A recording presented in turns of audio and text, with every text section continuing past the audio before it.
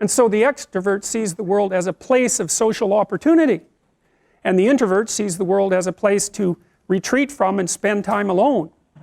And it turns out that both of those modes of being are valid. The issue, at least to some degree, is whether or not you're fortunate enough to match your temperament with the demands of the environment, and I suppose also whether you're fortunate enough so that you're born in an era where there actually is a niche for your particular temperament. The way that the Big Five was generated was that it's been generated over about 50 years, that personality psychologists gathered together adjectives within the English language first that were used to describe human beings, as many adjectives as they could collect, and then subjected them to a process called factor analysis. And what factor analysis does is enable you statistically to determine, in some sense, how similar adjectives are to one another. So for example, if you gave 1,000 people a list of adjectives to describe themselves with, and one of the adjectives was happy and another of the adjectives was social,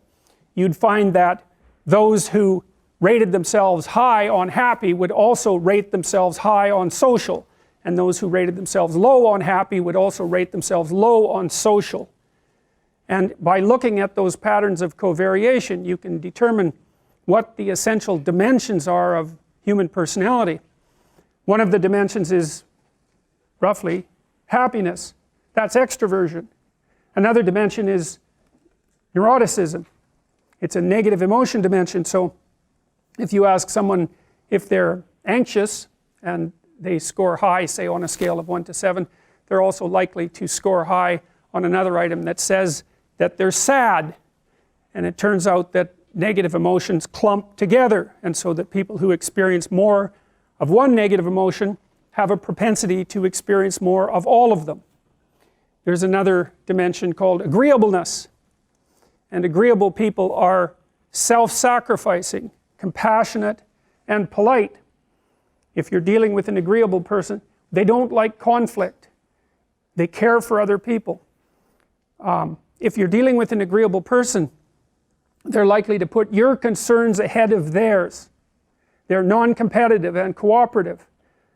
It's a dimension where women score more highly than men on agreeableness across cultures, including those cultures where the largest steps have been taken towards producing an egalitarian social circumstance, like Scandinavia. Actually, the gender differences in personality there are larger than they are anywhere else. Another trait is conscientiousness. Conscientiousness is an excellent trait if you want to do well in school and in work, especially if you're a manager and administrator. Conscientious people are diligent, industrious, and orderly.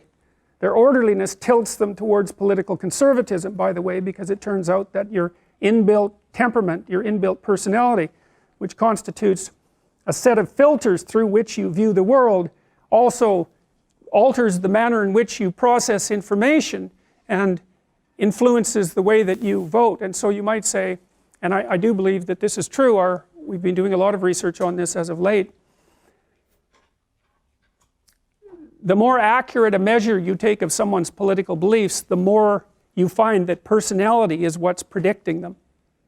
And I think that's a reasonable thing to think about, because you have to figure out ways of simplifying the world, right? Because you just can't do everything. And so people are specialized. They have specialized niches that they occupy. You could think about them as social niches. Like a niche is a place where your particular skills would serve to maintain you. And so if you're extroverted, you're going to look for a social niche because you like to be around people. And if you're introverted, you're going to spend much more time on your own. And so if you're an introverted person, for example, you're going to want a job where you're not selling and where you're not surrounded by groups of people who are making social demands on you all the time, because it'll wear you out. Whereas if you're extroverted, that's just exactly what you want. And so the extrovert sees the world as a place of social opportunity, and the introvert sees the world as a place to retreat from and spend time alone. And it turns out that both of those modes of being are valid. The issue, at least to some degree, is whether or not you're fortunate enough to match your temperament with the demands of the environment, and I suppose also whether you're fortunate enough so that you're born in an era where there actually is a niche for your particular temperament, because it isn't necessarily the case that that will be the case. Imagine that all of these temperamental dimensions vary because of evolutionary pressure, right? So there's a distribution of extroversion, a normal distribution. Most people are somewhere in the middle, and then as you go out towards the extremes there are fewer and fewer people. And what that means is that on average across large spans of time there have been environments that match every single position on that distribution, with most of the environments matching the center, because otherwise we wouldn't have evolved that way. And so sometimes being really extroverted is going to work well for you in a minority of environments, a minority of niches, and sometimes it's just going to be a catastrophe. I suspect, for example, that if you live in a tyrannical society where any sign of personally oriented activity is likely to get you in trouble, that being extroverted and low in neuroticism wouldn't be a very good idea, because you're going to be mouthy and happy and saying a lot of things, unable to keep your thoughts to yourself, and you're going to be relatively fearless. Now I don't know that for sure, because we haven't done the studies that precisely match temperamental proclivity to environmental demand, but you get what I mean. So conscientious people, anyways, conscientious people are industrious and orderly. We know a little bit about orderliness. It seems to be associated, strangely enough, with disgust sensitivity, which I suppose isn't that surprising. You know, if you take an orderly person and you put them in a messy kitchen, they respond with disgust and want nothing more than to straighten it all out and organize it and clean it. And there's tremendous variability in orderliness. And as I said, orderliness predicts political conservatism. It's not the only thing, but it's certainly one of the things. The correlation between conscientiousness and grades is about 0.4. It's about 16% of the variance.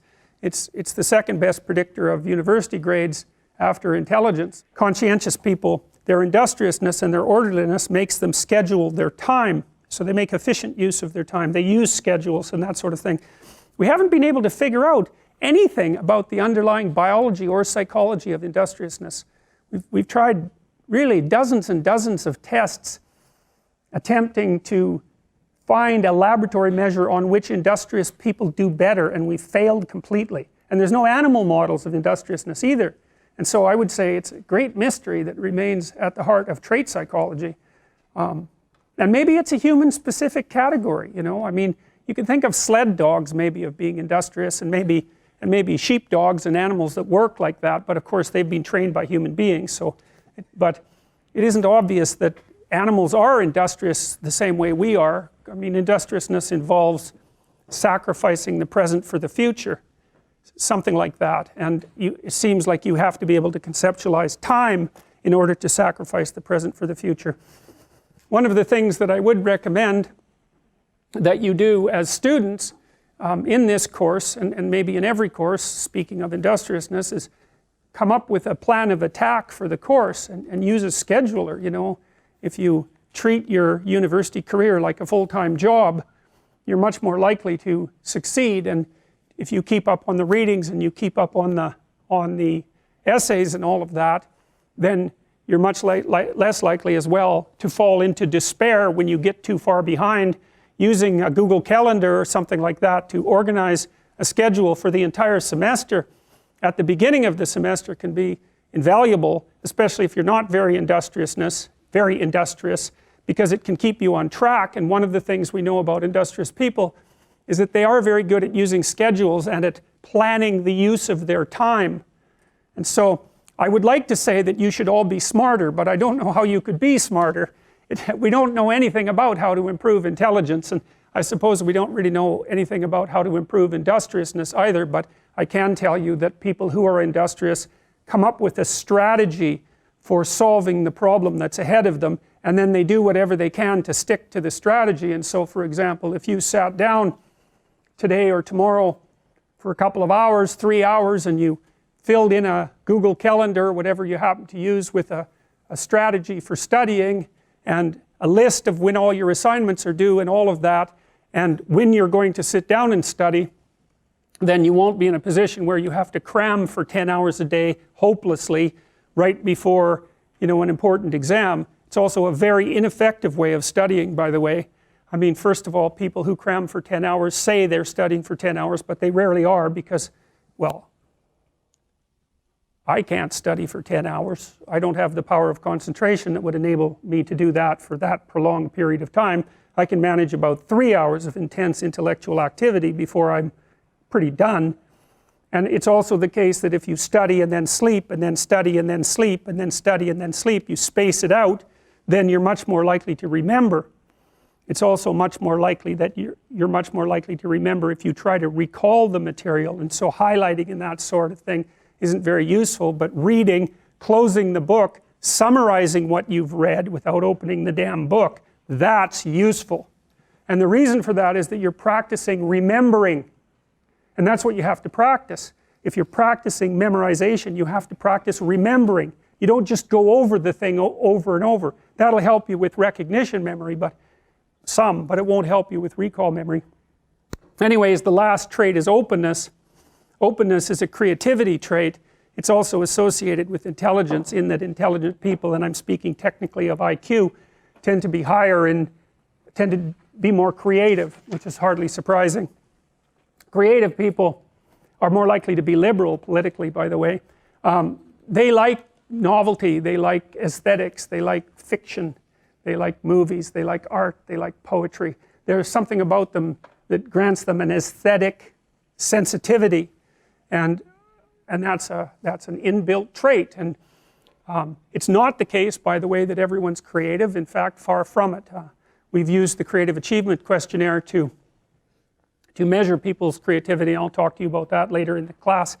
And the Creative Achievement Questionnaire takes 13 dimensions of creativity, so, you know, writing, dancing, acting, scientific investigation, entrepreneurial activity, architectural activity, cooking, there's a handful of others, singing, etc. You know, the sorts of things that you would assume that people could be creative about. And then it asks people to rate themselves on a scale from 1 to 10 on their level of achievement with regards to all those creative domains, with 0 being I have no training or proficiency in this area, and 70% of people score 0 across the entire Creative Achievement Questionnaire.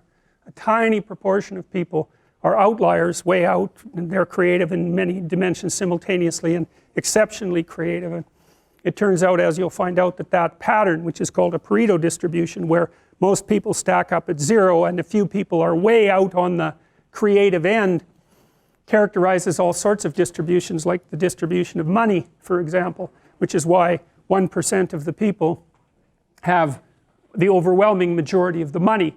It's a different 1% across time. It churns, and you're much more likely to be in the 1% if you're older, logically enough, because one of the things you do as you age is you trade youth for money, if you're fortunate. I don't think the trade is really worth it, but that's the best you've got. So anyways, those particular traits, you can think of those as ways that you simplify the world, right? There's lots of different places that you can act in the world, and there's lots of different ways you can look at it and survive. That's why you can be a plumber and a lawyer and an engineer, and those all work, right? Even though they're very different modes of being. And you can have different personalities and survive, as long as you're capable of finding the place where your particular filters and behavioral proclivities match the demand of the environment. And a huge part, I would say, of successful adaptation is precisely that.